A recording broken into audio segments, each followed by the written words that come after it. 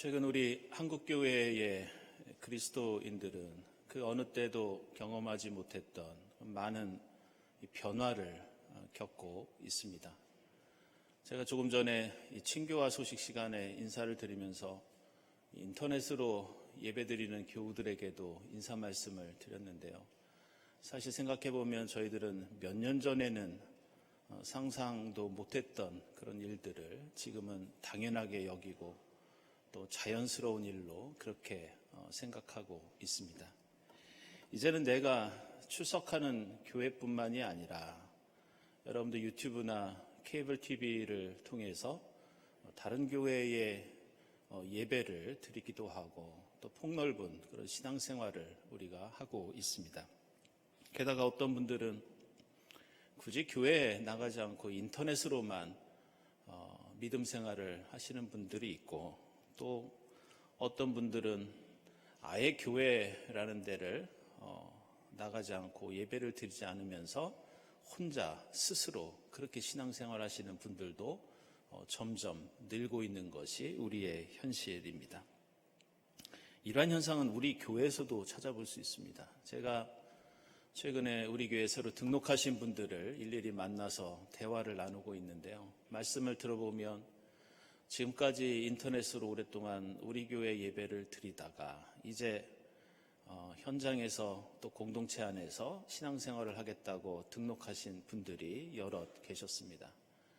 그리고 저는 지금도 국내에서 해외에서 온라인으로 예배를 드리고 계시는 이런 표현이 적절할지 모르겠습니다. 익명의 경동교회 교인도 많이 계신다고 그렇게 생각하고 있습니다. 그래서 우리는 이런 변화 속에서 저절로 이런 질문을 던지지 않을 수 없습니다. 우리는 예수를 어떻게 믿는 것이 바르게 믿는 것인가? 그리스도교 신앙의 본질은 무엇인가? 이렇게 다양하고 복잡한 환경 속에서 예수 그리스도께서 베풀어 주시는 구원은 우리가 교회에 나올 때만, 이 교회 안에서만 우리가 그 구원을 맛볼 수 있는 것인가? 우리는 나중에 천국에 가거나 아니면 이 땅에서 복된 삶을 살기 위해서는 반드시 교회에 등록하고 출석하고 교회 공동체 내에서만 신앙생활을 해야 하는가? 우리는 이런 질문을 지금 이 시대에는 던지지 않을 수 없습니다. 오늘 우리가 읽은 요한복음서 6장이 사실 이런 질문과 깊은 관계를 가지고 있는 말씀입니다. 오늘 내용 보시면은 나는 하늘에서 내려온 살이 있는 빵이다.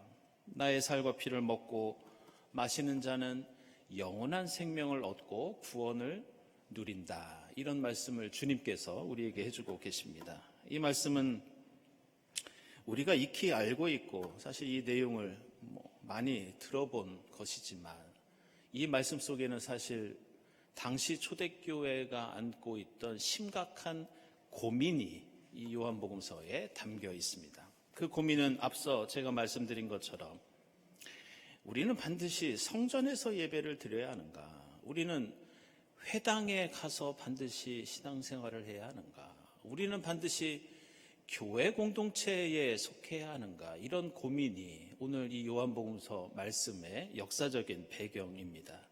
초대교회 그리스도인들의 고민과 물음, 여기에서 이 요한복음서는 출발을 합니다. 당시 그리스도인들이 이런 질문을 던진 데에는 이유가 있었습니다. 그것은 요한복음서를 기록한 초대교회 공동체 그리스도인들은 회당에서도 신앙생활을 했는데 이들이 회당에서 쫓겨나게 됩니다. 그래서 요한복음서를 읽어보면 이러한 회당과의 갈등, 회당에서 쫓겨나는 그리스도인에 대한 말씀들이 여러 군데 등장합니다. 제가 몇 군데 소개해드리면 9장 22절을 보면 예수를 그리스도라고 고백하는 사람은 누구든지 회당에서 내쫓기게 되었다는 그런 말씀이 나옵니다. 12장 42절에는 이런 내용이 나옵니다. 지도자 가운데서 예수 믿는 사람이 많이 생겼지만 이 바리새파 사람들과의 갈등 때문에 마음대로 예수를 믿는다고 말하지 못했다. 자신이 유대인으로서 예수를 믿는다고 이야기하면 유대교 회당에서 갈등이 생기고 쫓겨날 수 있기 때문에 그냥 유대인으로서 회당에서만 신앙생활한다는 이제 그런 내용입니다. 그래서 요한복음서 16장 2절에서도 회당에서 내쫓기는 말씀이 나오고, 이처럼 요한복음서에는 당시 회당 성전이라고 하는 이 신앙의 체제, 이거에 대해서 우리가 그리스도교 신앙을 어떻게 이어갈 수 있는가, 이런 고민이 이 말씀 속에 담겨 있습니다. 그런데 요한복음서는 이러한 그리스도인의 갈등과 고민에 대해서 우리에게 어떻게 이것을 이겨낼 수 있을 것인가, 해결할 수 있을 것인가 가르쳐 주는데, 그 방법이 대단히 파격적입니다. 우리의 상상을 뛰어넘는 방식으로 진정한 신앙이 무엇인지 우리에게 가르쳐주고 있습니다. 그 가르침은 이런 것이었습니다. 예수 믿는 신앙, 우리가 하나님께 받는 구원과 은혜, 그것은 종교라는 체제와 교회라는 조직, 예배라는 형식도 중요하다. 하지만 진정한 하나님의 은혜와 구원은 교회 바깥에서도, 우리의 일상생활 속에서도, 이 세상 속에서도 얼마든지 이루어질 수 있고 우리는 그곳에서도 누려야 한다. 이것을 강조하고 있습니다. 예를 들어서 우리가 가진 이 신약성경을 보시면요, 마태, 마가, 누가, 요한, 네 복음서, 사복음서가 있지만 이 요한복음서라고 하는 책은 다른 복음서와는 구별되는 매우 독특한 특징 하나가 있습니다. 그것이 무엇이냐? 이 초대교회 공동체에서 신앙생활하고 예배를 드리면서 말씀도 읽고 기도도 하고 찬송도 부르고 또 같이 친교도 나누었지만, 사실 가장 중요한 것이 무엇이었느냐? 바로 성만찬 예식이었습니다. 만약 우리가 드리고 있는 이 그리스도교 예배의 여러 가지 다양한 요소들 중에서 그래도 이것만큼은 우리가 포기하지 못한다, 이것만큼은 반드시 붙잡아야 되고 유지해야 한다, 이게 뭐냐? 바로 성만찬입니다. 그 정도로 성만찬이 중요합니다. 그래서 마태복음서 26장을 보면 예수께서 십자가에서 죽으시기 전에 제자들과 마지막 만찬을 하는 말씀이 나옵니다. 이것은 마가복음서 14장에도 나오고 누가복음서 22장에도 나오고, 나중에는 사도 바울이 고린도전서 11장에도 말씀을 하고 있습니다. 그래서 저희가 성만찬 예식을 할 때 재정의 말씀으로 이 고린도전서 말씀을 제가 고백하고 있습니다. 그 말씀 내용이 뭐냐? 우리가 매달 성만찬 예식에서 고백하는 예수께서 빵을 들어서 감사를 드리신 다음에 떼어서 제자들에게 해주셨던 말씀이었습니다. 그것은 이건 너희를 위해 주는 내 몸이다. 이것을 행하여 나를 기억하여라. 이 잔은 너희를 위해서 흘린 나의 언약의 보혈이다. 이것을 마셔라. 바로 이 내용입니다. 그런데 우리가 주목할 것은 마태, 마가, 누가, 고린도전서에 나오는 초대교회 예배와 신앙에서 가장 중요하다고 여겼던 이 성만찬에 대한 말씀이 요한복음서에는 나오지 않습니다. 요한복음서 13장을 보면 예수께서 십자가에 달려 돌아가시기 전에 제자들과 함께 저녁 식사를 드시는 장면을 얼핏 우리는 느낄 수 있고 발견할 수 있습니다. 그런데 그 13장에는 성만찬에 관한 말씀이 아니라 오직 제자들의 발을 씻겨주신 세족식에 관한 내용만 등장합니다. 다른 복음서처럼 이것은 너희를 위해 주는 내 몸이다, 언약의 피다, 이런 말씀이 전혀 등장하지 않습니다. 이것은 우리가 교회에 나와서 예배드리는 것과 성만찬 예식을 나누는 것이 매우 중요하지만 요한복음서 기자는 이것을 생략하면서 우리에게 이렇게 말합니다. 사실 더 중요한 게 있다. 그리스도교 신앙에서 성만찬이 가장 중요하지만 그것보다 더 중요한 것이 있다. 우리가 반드시 교회 안으로 들어가서 예배와 성만찬을 드리지 않더라도 우리가 실천해야 할 그리스도교 신앙의 핵심이 있기 때문에 요한복음서 저자는 이것을 생략하고 있습니다. 그것은 오늘 말씀에 나오는 것처럼 예수의 살을 먹고 피를 마시며 예수의 생명이 나의 삶과 신앙에 흘러넘치게 하는 것, 그것이 예배와 성만찬, 우리 신앙의 목적이라는 것을 강조하고 있습니다. 물론 우리는 오늘 이 요한복음서 6장 말씀을 보면서 이렇게 반문할 수 있습니다. 비록 최후의 만찬이 요한복음서 13장에 나오지 않지만 오늘 이 요한복음서 6장에 나의 살과 피를 먹으라는 말씀도 결국은 성만찬에 관한 내용이 아닙니까? 우리는 이렇게 반문할 수 있습니다. 그런데 오늘 우리가 읽은 요한복음서 6장을 보면 요한복음서 기자는 예수의 말씀을 기록하면서 마태, 마가, 누가복음서, 고린도전서와는 전혀 다른 단어를 의도적으로 사용하고 있습니다. 그것은 다른 복음서는 빵을 먹으라고 하면서 이것은 나의 몸이다, 헬라어로 소마라고 하는 몸이라고 하는 말을 사용합니다. 그런데 오늘 말씀 보시면 요한복음서에는 몸이라는 말이 아니라 의도적으로 헬라어로 사락스라고 하는 살이라고 하는 단어를 사용합니다. 그리고 너희는 나의 몸을 먹으라는 다른 복음서의 단어도 그냥 먹는다는 뜻의 에스티오라는 단어를 사용하는데 오늘 요한복음서 6장에서는 그냥 먹는 것이 아니라 헬라어 트로고라는 단어를 쓰는데 이게 무슨 뜻이냐? 씹어 먹다라는 뜻입니다.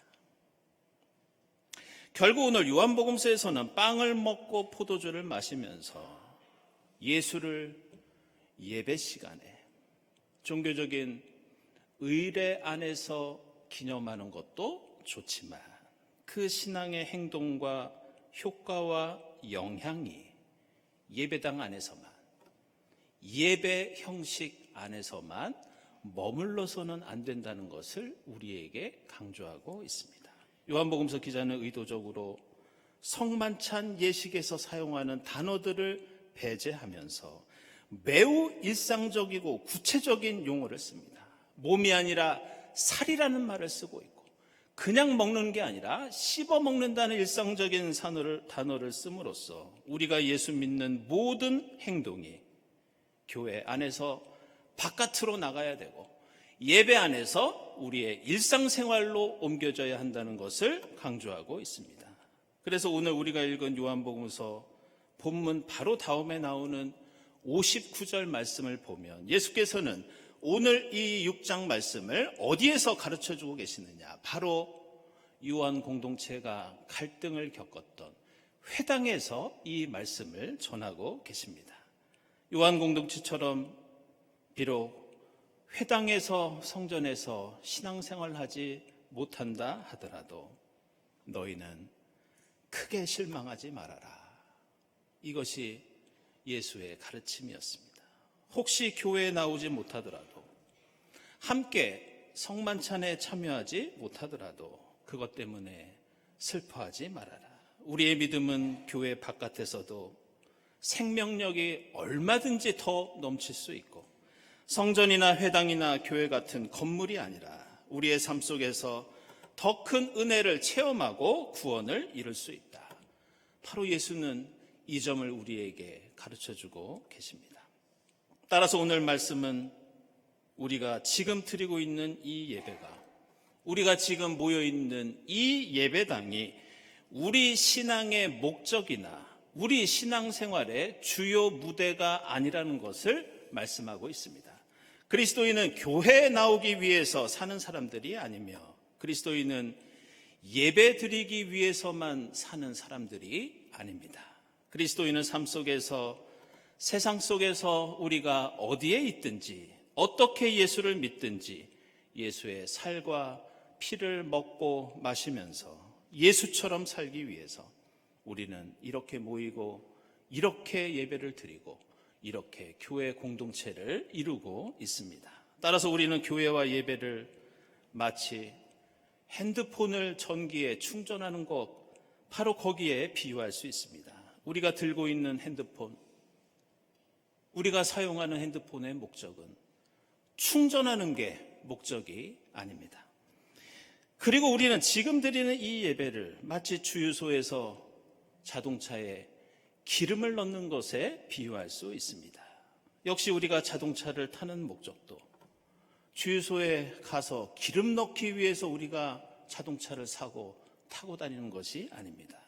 충전을 하고 기름을 넣었으면 당연히 세상 속에 나아가 그 원래의 용도와 목적대로 사용되어야 하고, 우리가 드리는 이 예배, 우리가 교회 공동체에서 나누는 사랑, 우리가 가지고 있는 신앙생활의 모습도 바로 비슷한 원리를 가지고 있습니다. 따라서 우리는 예배당에 오기 위해서 한 주의 삶을 사는 것이 아니라 세상 속으로 나아가기 위해서 우리는 이 자리에 모입니다.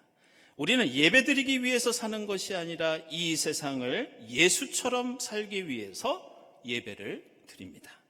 우리의 진정한 신앙과 예배는 바로 예배당을 떠나는 그 시간에 우리의 신앙생활의 본론에 들어가는 것이고 메인 이벤트의 자리로 들어가는 것입니다. 우리가 누릴 수 있는 구원과 은혜도 바로 일상생활 속에서 본격적으로 이루어집니다. 아마도 이 서양 미술사에서 가장 잘 알려진 이 회화 작품 가운데 하나가 여러분 잘 아시는 그 레오나르도 다빈치가 그린 이 최후의 만찬일 겁니다. 이게 밀라노의 산타 마리아 델레 그라치아 성당에 이게 그려져 있습니다. 오늘 말씀드린 공간복음서에 나오는 예수의 마지막 만찬을 소재로 그린 그런 작품인데요. 이 그림에 대해서는 여러분도 잘 알고 계시기 때문에 제가 다른 설명을 드리지는 않겠습니다. 다만 제가 말씀드리고 싶은 것은 저는 그 그림의 내용도 훌륭하고 좋지만 사실 그 그림을 통해 우리가 얻을 수 있는 최고의 교훈은 이게 어디에 그려져 있느냐. 이 최후의 만찬 그림이 그려져 있는 그 장소가 사실은 대단히 중요합니다. 이 작품은 아시는 것처럼 예수와 제자들의 최후의 만찬 장면을 묘사하고 있어서 사실 우리가 드리는 그리스도교 예배와 성만찬 예식, 이것과 대단히 깊은 관련을 가지고 있는 우리에게 감동과 상상력을 주는 그런 작품입니다. 그런데 이것이 어디에 있느냐? 성만찬 예식 예배를 드리는 예배당이 아니라 수도원에서 수도사들이 밥을 먹는 식당에 이 그림이 그려져 있습니다. 그리고 이것은 비단 레오나르도 다빈치의 작품뿐만이 아니라 다른 화가들이 그린 최후의 만찬 그림들도 수도원의 식당에 이 그림이 걸려있는 경우들이 자주 있습니다. 이것은 그리스도교 신앙과 예배가 가진 매우 핵심적인 의미를 우리에게 가르쳐주고 있습니다. 예수의 살과 피를 먹고 마시는 최후의 만찬, 우리가 드리는 이 예배와 우리의 믿음, 이것은 단순히 종교의식이나 형식적인 신앙에 그쳐서는 안 된다는 그런 뜻이 담겨 있습니다. 지금 당신들이 먹고 있는 그 밥을 통해서 힘과 지혜를 얻어서 세상에 사랑과 복음을 전해야 되지 않겠느냐고, 하나님 나라를 구체적으로 밖에 나가 이루어야 되지 않겠느냐고, 그것이 바로 당신들이 꿈꾸는 하나님 나라, 신앙과 예배의 목적이 아니겠냐고, 그런 이유로 식당에 그 그림이 걸려 있습니다.